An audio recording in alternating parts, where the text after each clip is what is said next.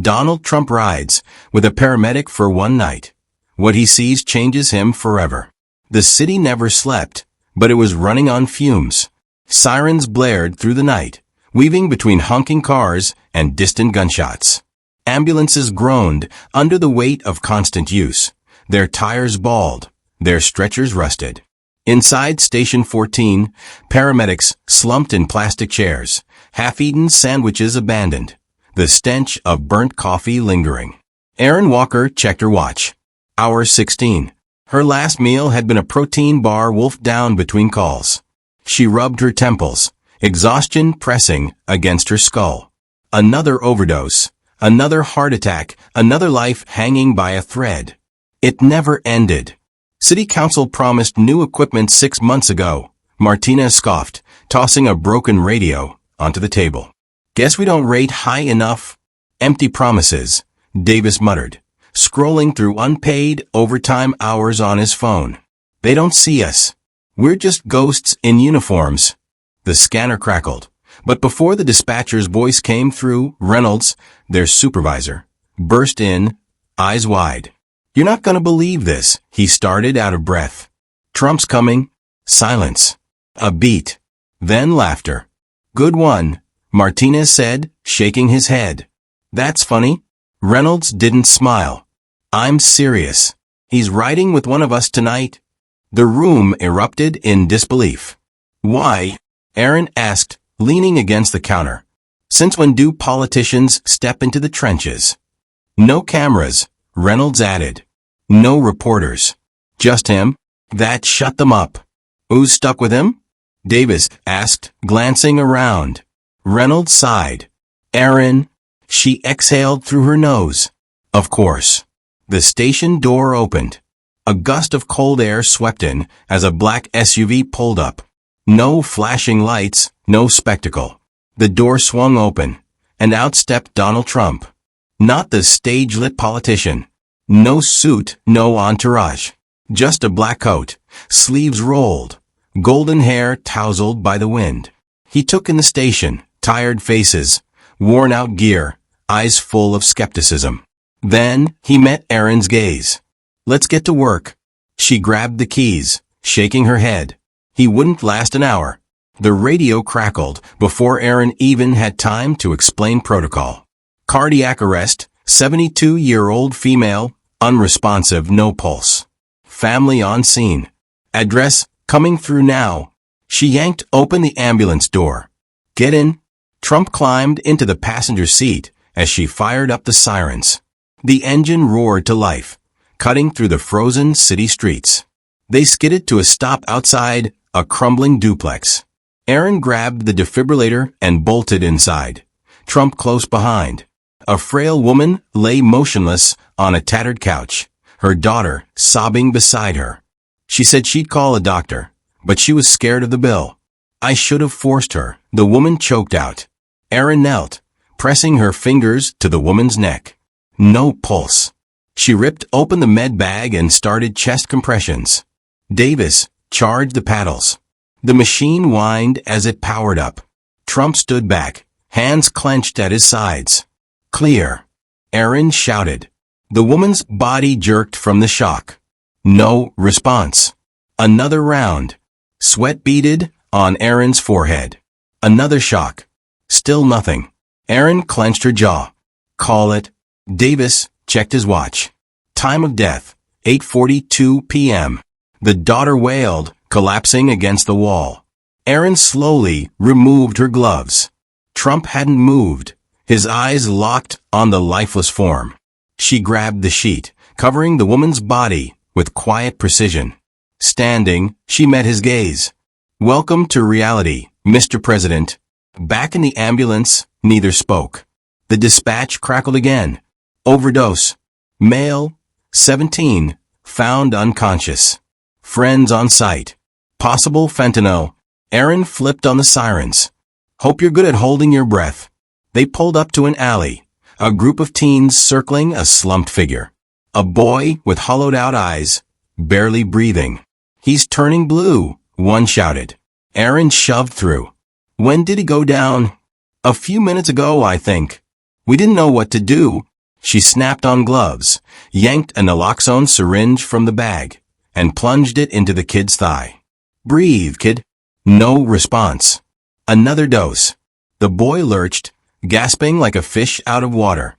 His eyes darted around, wild and confused. Take it easy, Aaron said, checking his pulse. Weak but there. He needs transport. Trump crouched, watching the kid's fingers tremble. How many times have you seen this? Too many. The boy's friends hovered, shifting nervously. Will he be okay? If he gets help. She hoisted the kid onto the stretcher. But let's be real, this isn't the first time, and it won't be the last. The night pressed on. The next call took them to a back alley behind an old diner.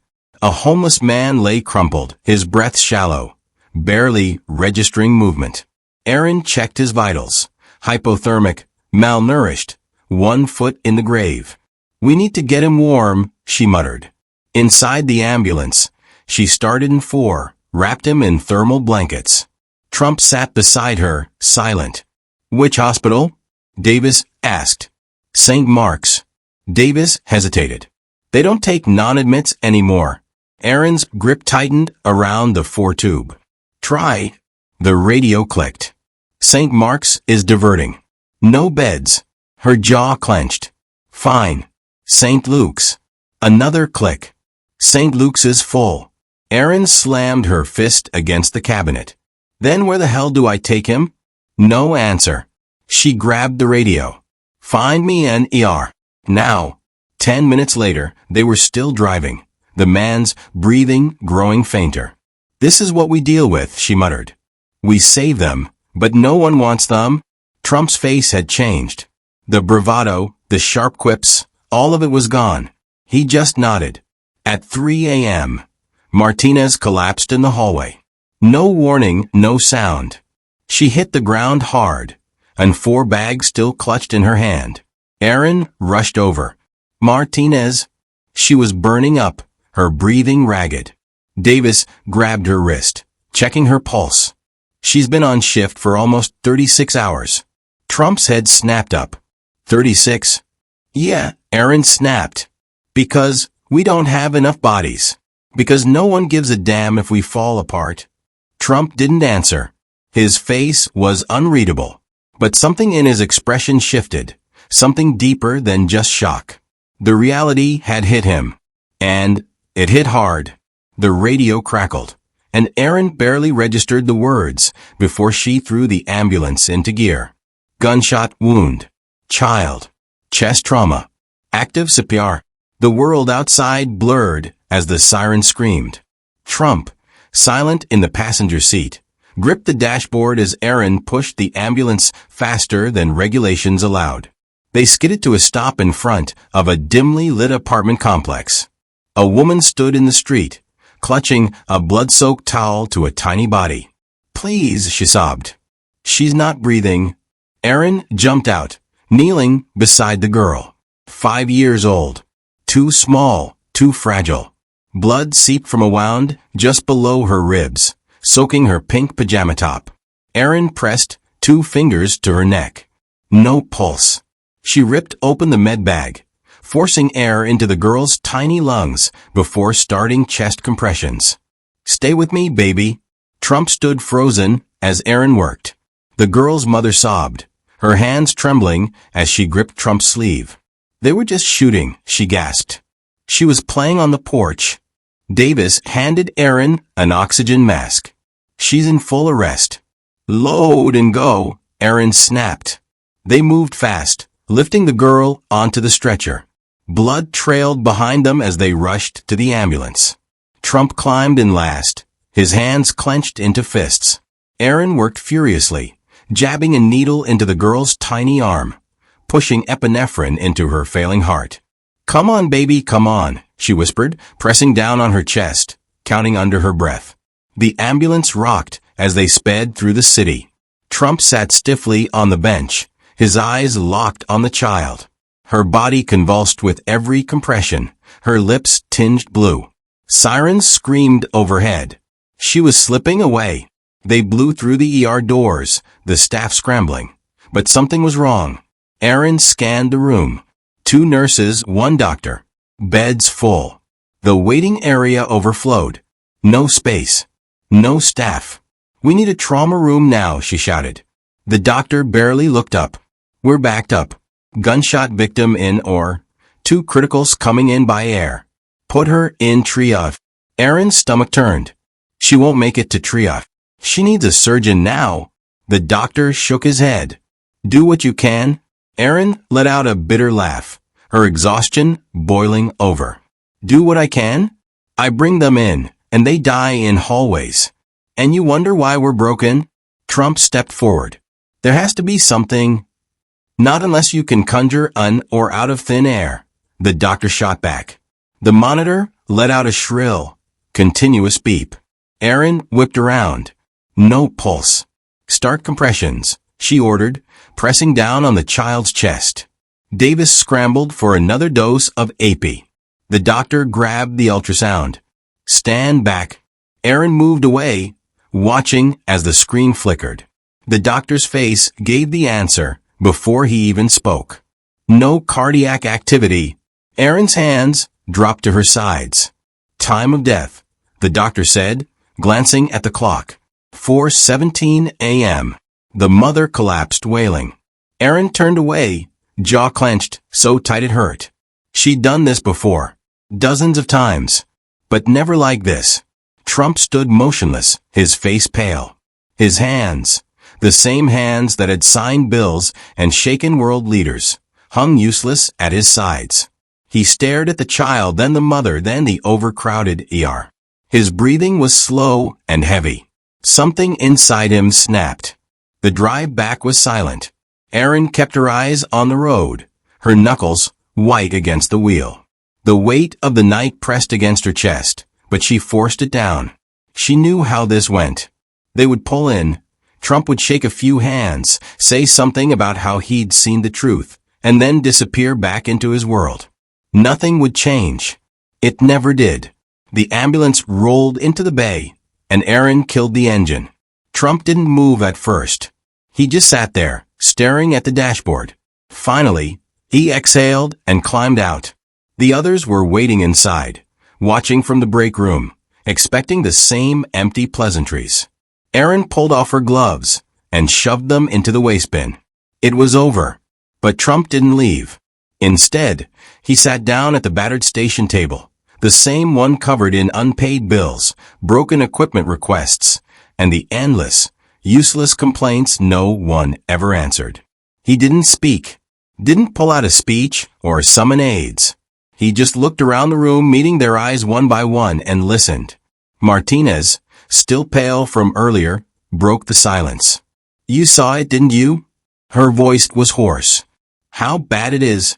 Trump nodded, fingers tapping against the tabletop. Davis leaned forward. "We've been screaming for help for years. More staff, better pay, working equipment. But no one listens. We're dying out here." Trump reached for the nearest stack of papers, Aaron's overdue bills, a half-written complaint about the broken defibrillator, overtime records that bled into triple digits. He scanned them without a word. "Give me every name of every medic who's struggling," he said finally, his voice steady. "Every station that's failing. Every piece of gear you need. Write it down." Aaron let out a dry, humorless laugh. "And what, you'll make a speech?" Trump met her gaze, unblinking. "No. I'll make damn sure this never happens again." Weeks passed, and Aaron had almost convinced herself that nothing would change. Promises faded. People moved on. That was how it always went. Then the call came. She nearly dropped her coffee when Reynolds burst into the room, breathless. "Check the lot." Confused murmurs followed as they stepped outside. Brand new ambulances gleamed under the morning sun, fully stocked with cutting-edge equipment. No more faulty radios, no more expired meds. A quiet gasp rippled through the crew. It didn't stop there. Pay stubs arrived with unexpected bonuses. Paramedics drowning in medical debt found their balances wiped clean. Across the country, stations just like theirs received upgrades, staffing increases, relief. The difference was immediate. For the first time in years, it felt like they could breathe. One evening, Erin sat on her couch, flipping through channels when a familiar voice made her pause. A news clip showed Trump at a press conference. Reporters pressed him about his sudden push for emergency responder funding.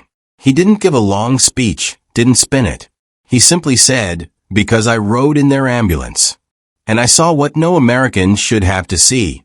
The next shift, Erin found an envelope tucked inside her locker. No official letterhead, no announcement. Just 3 handwritten words. "I didn't forget." Please click on one of the videos on your screen to watch another story celebrating the human spirit. If you enjoy meaningful stories, please subscribe to the channel so that you don't miss out on our latest uploads. Thanks for being a part of Unbroken Stories.